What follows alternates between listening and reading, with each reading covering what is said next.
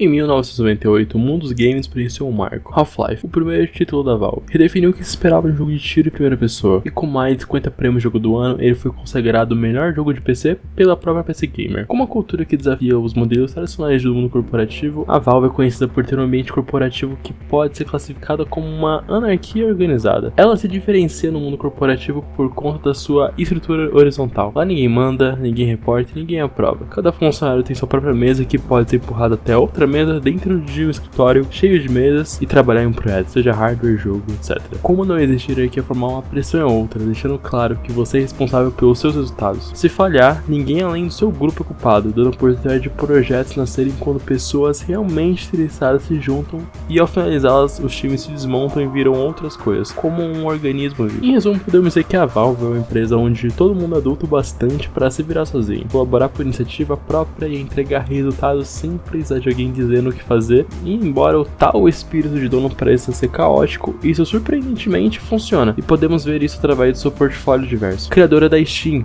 Portal, Counter-Strike e Dota, consolidou-se como uma veterana no mundo dos games. Ao longo dos anos, expandiu sua atuação para a realidade virtual e desenvolvimento de hardware, com produtos como o Steam Deck, e recentemente começaram a navegar nas estranhas águas de console com o seu novo Steam Machine, garantindo o conforto do console com a versatilidade do PC. Nesse lootbox conheceremos não apenas Source 2, mas também a evolução até o motor gráfico atual que criou o caminho para o desenvolvimento de CS2, Deadlock e talvez Half-Life 3? Fica aí no ar.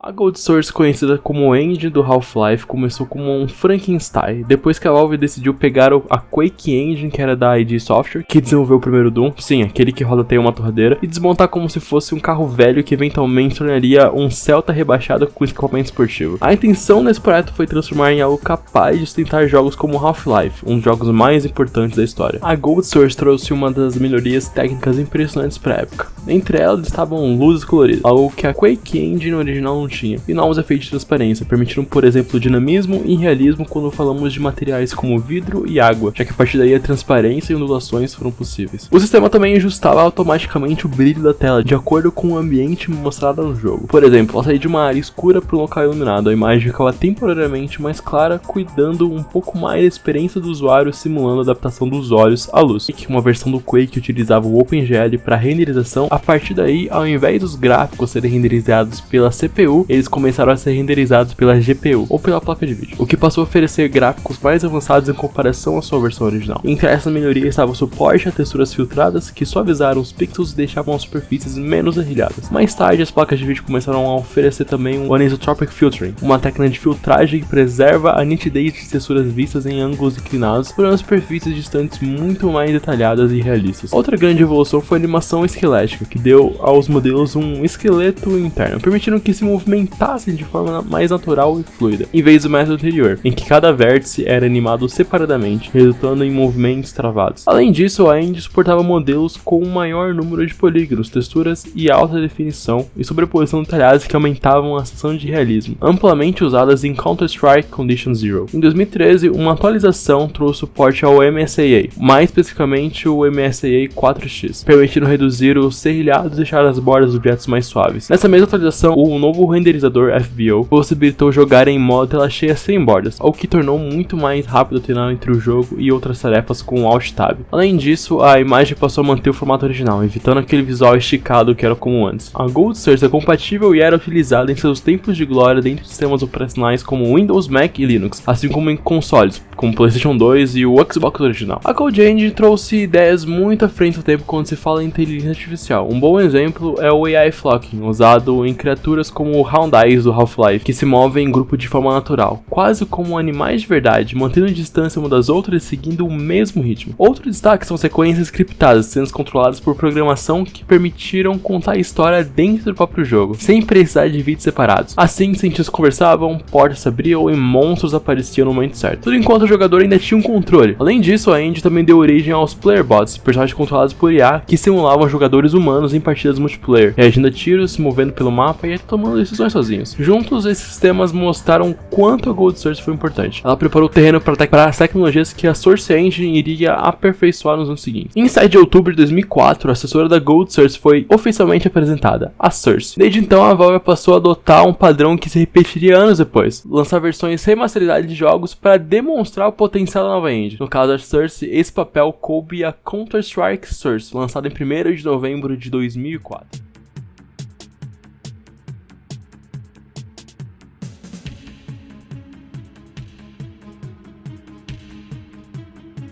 Gabe Newell está para Victor Frankenstein, assim como a Gold Source está para sua criatura. Se a Gold Source foi o laboratório, a Source Engine foi onde a Valve procurou dar o seu salto da fé de verdade. Ela puxou a alavanca, gritou está vivo, e torceu para não dar errado. Lançada oficialmente em 2004, ela não trouxe apenas gráficos melhores, ela mudou como os jogos eram construídos por dentro. Boa parte desse salto foi possível devido à transição do DirectX 8 para o DirectX 9, pois isso possibilitou pela primeira vez que a engine pudesse navegar nas águas dos shaders complexos. Iluminação por pixel, água com refração real e materiais que reagiam de forma convincente à luz. De qualquer maneira, o DirectX 9 era muito pesado para os computadores da época e por conta disso, o modo do DirectX 8 ainda estava disponível, para que todos pudessem ter a experiência ideal. Mas afinal, o que é o DirectX e como isso afeta a minha vida? Bom, na verdade não afeta em nada, mas o DirectX é responsável pela comunicação e interação entre o jogo e o hardware do PC. Então é algo muito importante, pois sem isso, cada jogo teria que aprender a conversar com cada placa de vídeo do planeta individualmente, o que ocasionaria um apocalipse tecnológico. O grande diferencial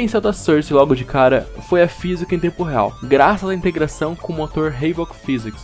Agora o objeto tinha peso, inércia, colisão realista, caixas rolavam em rampas, barris explodiam e empurravam tudo ao redor e o jogador podia resolver puzzles, usando o ambiente como ferramenta. Isso virou a espinha dorsal de jogos como Half-Life 2 e mais tarde Portal. Dr. Freeman, I presume.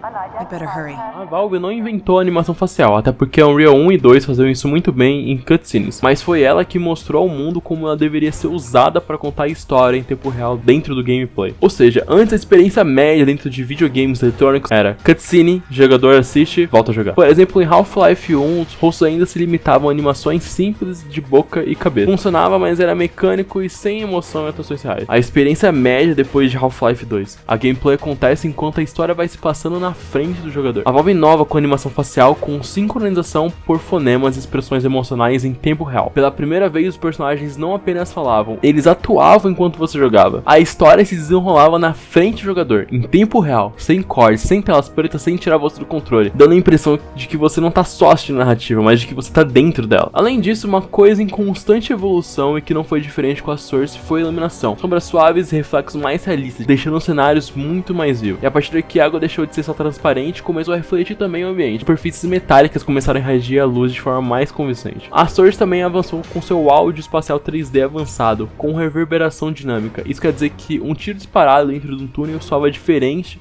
de um tiro ao ar livre. Dentro da Source, a Valve não apenas continuou as franquias, ela aperfeiçoou a arte milenar de observar a comunidade trabalhando de graça e coxar. Interessante. E depois adotar a ideia como se fosse da família. Foi assim com Half-Life 2, Team Fortress 2, Dota 2 e claro com os dois maiores acertos da história, Counter-Strike e Portal. O primeiro Counter-Strike na época da Gold Source não era um jogo oficial, era um mod feito por jogadores movidos a café, noites mal dormidas e total ausência de contrato.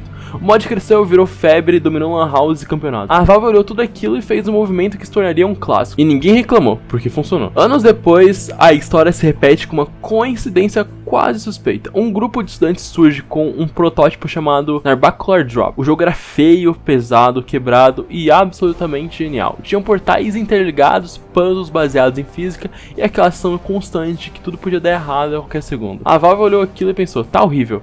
Logo tem potencial. Sim, retornaremos em 15 dias. Era mais ou menos, segunda-feira você já começa. E assim nasce Portal.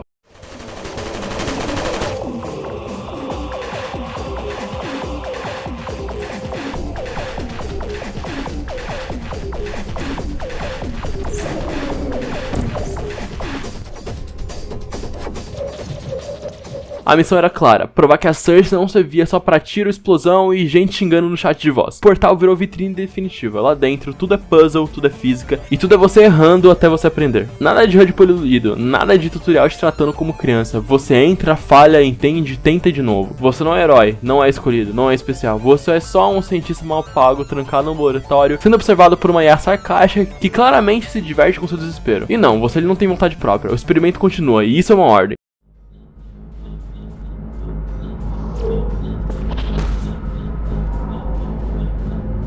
Congratulations. The test is now over. All Aperture technologies remain safely operational up to 4,000 degrees Kelvin.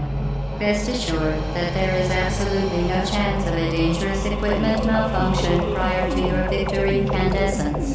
Thank you for participating in this Aperture Science computer-aided enrichment activity. Goodbye.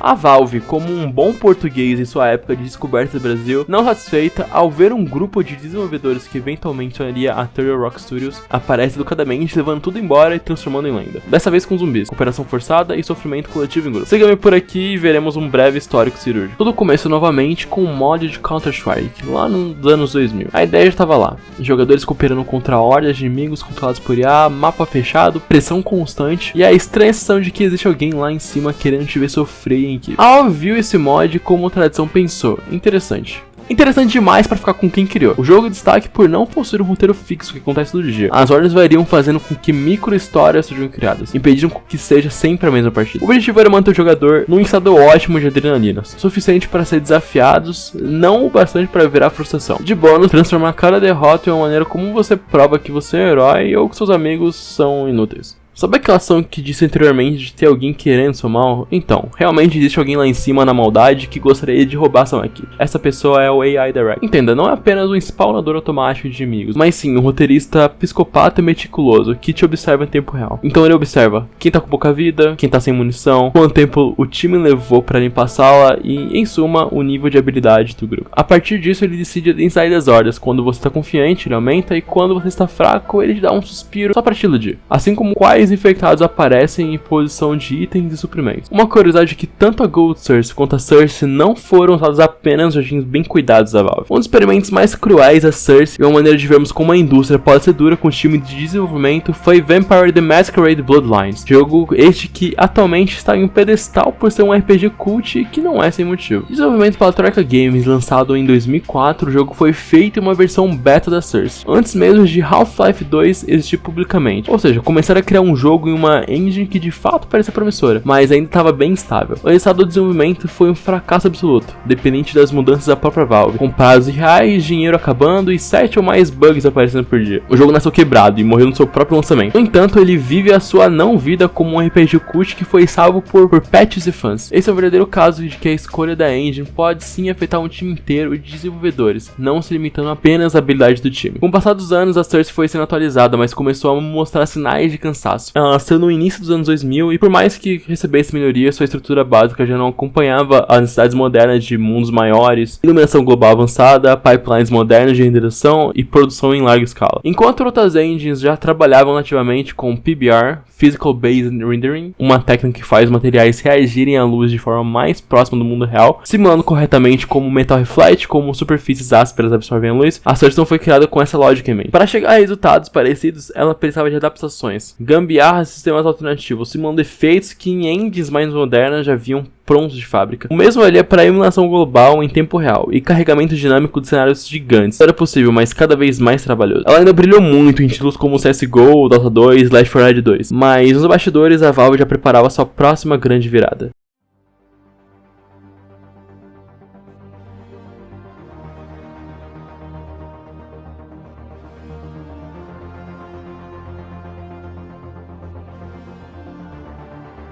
Em 2015, a Valve decidiu que quem vive no passado é museu e que a Source já tinha ido longe demais carregando o passado nas costas. A Source 2 não foi feita apenas para embelezar jogos antigos, mas para tirar os freios que a engine anterior tinha. Na Source antiga, desenvolver era um ritual quase religioso.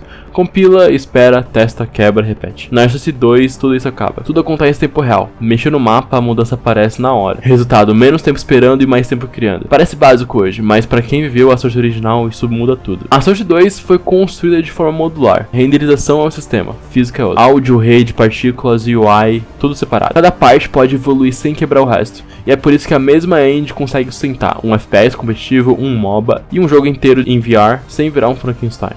A CPU e a GPU aqui trabalham juntas, e aqui é uma das maiores diferenças. A Source antiga dependia demais de um único núcleo do processador. Isso gerava gargalo, input lag e servidores instáveis. A Source 2 distribui tarefas entre vários núcleos. Usa melhor GPU, reduz a latência entre comando e imagem na tela, e na prática isso dá mais FPS, menos engasgos e melhor desempenho até em PC mais fracos. Renderização moderna sem truques antigos. A Source 2 traz um rendering atual, suporte a Vulkan e DirectX, iluminação mais realista, sombras melhores e materiais PBR que reagem à luz de forma natural, e anti-aliasing moderno para menos serrilhado.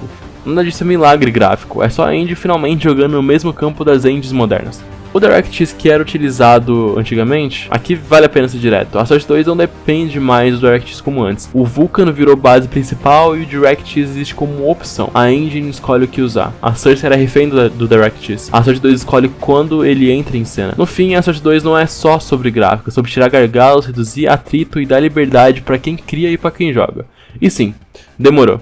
A Valve gosta de fazer coisas no tempo dela, então deixa ela quietinha lá. Em maio de 2024, um suposto novo jogo da Valve foi vazado, com a divulgação de capturas de tela e vídeos de gameplay. Tratava-se de um MOBA 6v6 que lembrava uma combinação de Overwatch e Smite, ou no contexto da própria Valve, uma fusão de Team Fortress. Intitulado de Deadlock, o projeto foi apresentado como um híbrido de Hero Shooter e MOBA. O jogo passou a ser disponibilizado em Early Access, com acesso restrito a jogadores convidados por alguém que já estivesse participado do teste. Intitulado de Deadlock, o projeto foi apresentado como um híbrido de Hero Shooter e MOBA. O jogo passou a ser disponibilizado em Early Access, com acesso restrito a jogadores convidados por alguém que já estivesse participando do teste. Com o avanço do desenvolvimento de Deadlock, a Valve começou a implementar novas tecnologias gráficas e sistemas internos para melhorar o desempenho, qualidade visual e controle do acesso ao jogo. Vamos aos principais pontos. O TAA, o Temporal Anti-Aliasing, é uma técnica que suaviza os dentes de serra nas imagens usando as informações dos quadros anteriores e do quadro atual. Na prática, ele deixa a imagem mais realista e parecida com uma resolução mais alta,